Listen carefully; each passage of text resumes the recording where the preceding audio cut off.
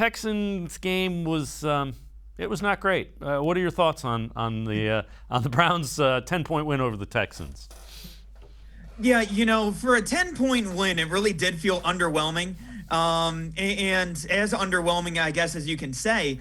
But to be honest, I think that this is a part where, I hate to put it like this, but the Browns played down to their competition. It's the first time that we've been able to say that in a while.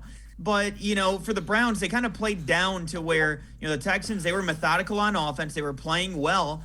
And, overall, I thought that the Texans were able to execute pretty well overall.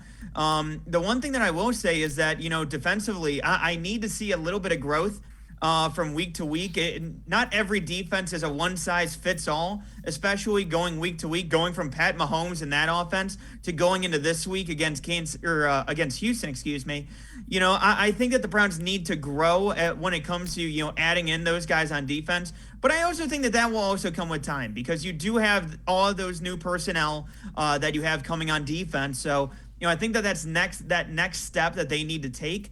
But offensively, I will say I liked what I saw for the most part. They started off slow, but, oddly enough, it was kind of a script that was flipped from what we had seen previously where, a lot of times the Browns started off quickly, but in the second half, they kind of dwindle off a little bit.